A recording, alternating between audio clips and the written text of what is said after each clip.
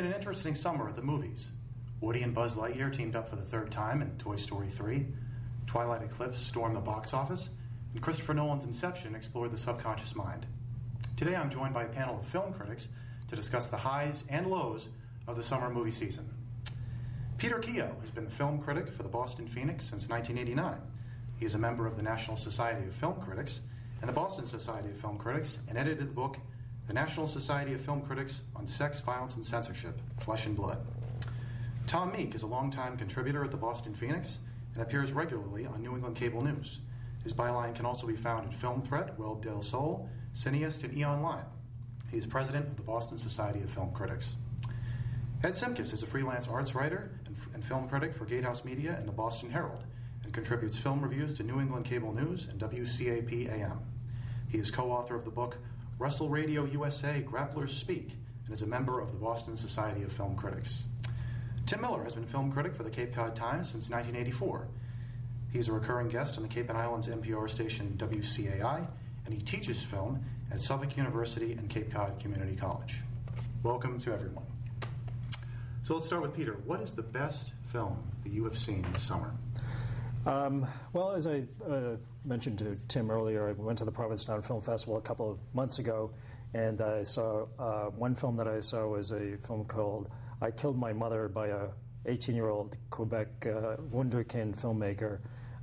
It's almost of like a Citizen Kane-like kind of revelation, but nobody's seen that. And to belie my reputation as somebody who only watches films with subtitles, I would have to say my favorite movie of the year was Toy Story 3. The scene in which Mr. Potato Head disguises himself as a taco and Big Baby, those two elements alone make it one of the best movies of the year, I think. What about you, Tom? I don't mean to pile on the same way, but I think Toy Story 3 is probably the best movie of the year so far. I thought you were going to say I Killed My Mother. No. Pile on is I Killed My Mother. No. Toy Story 3, I just think, as far...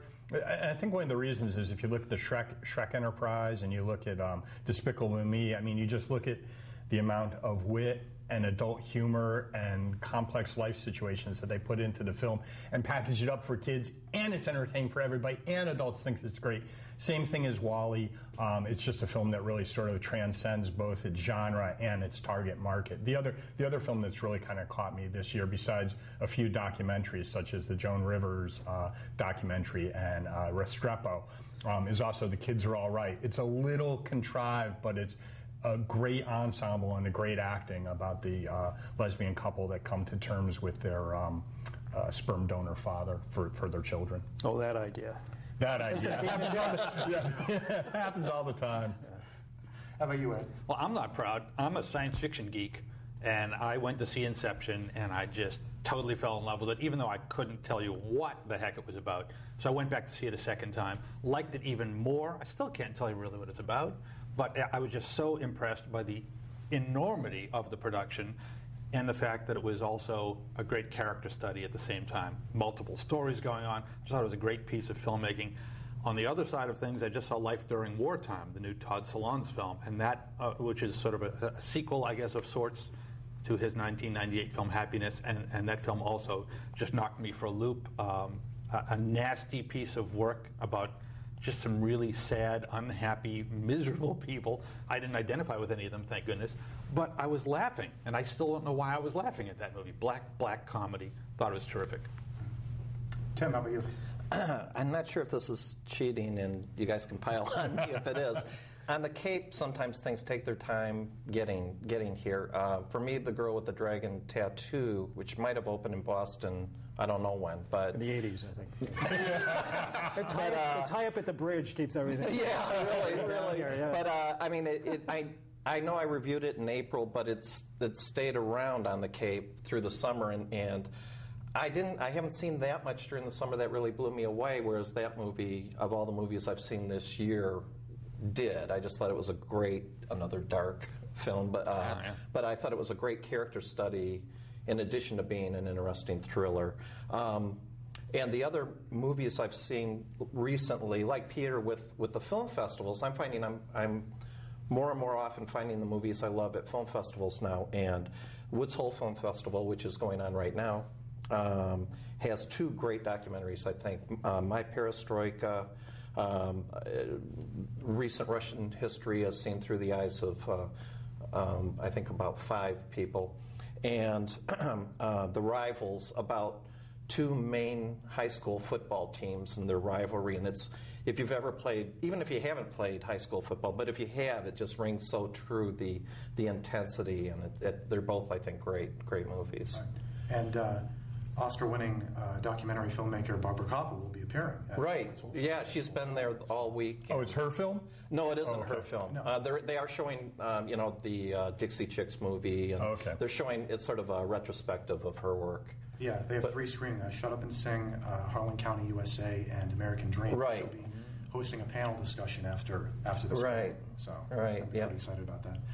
You guys, a couple of you guys, you both mentioned Toy Story 3. Critics, again and again, cite Pixar as the best studio making animated films in America. Making films. Maybe. Do you guys agree? Tim, do you agree with that? Or? Yes. Pixar's reputation. Next question. Yeah. I mean, I have to say that when I saw your list of questions and I saw that, I'm not.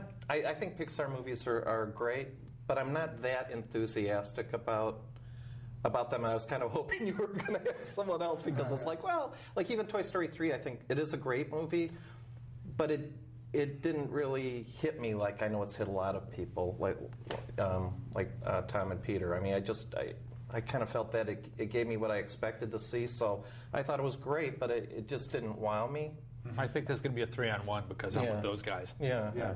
Well, I mean, I'm not surprised. But it's a genre thing. I mean, you know, it's like musicals, comic books. They all have their limitations based on the genre, and this is animation, mostly geared towards kids and life lessoning. But it's done at a level that is just so high that, I mean, if you look at something like the Dragon movie, How to Train Your Dragon, it's sort of trumped up with a lot of street talk and platitudes and 3D. And 3D too. Well, I wasn't even going to go there. We could go there secondarily. Toy Story is 3D, but I didn't even know it was 3D when I saw it until somebody told me to put my glasses on.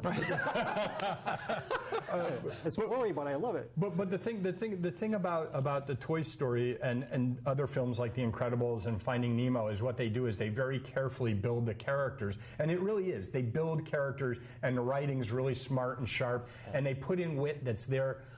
That works on many levels, both for the kids and the adults, whereas How to Train Your Dragon is mostly geared towards the kids. And they're cinematic, too, because the scene that I mentioned with Mr. Potato Head where he puts in and he's doing, it's like something from Buster Keaton or something like that. It's just, instead of cutting, you've got the image and the mise-en-scène. I promise not to use that phrase.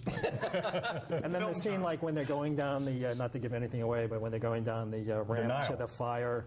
And it's all the image is and the cutting and everything and the music, the use of the sound is so geared to cinema rather than to some sort of product that it's heads and shoulders above most other movies that are coming out. Paul, to answer your question directly, the Pixar studio, I think, is a step above all the other animation studios. Right. The technology is great across the board now. That's where we are in the business.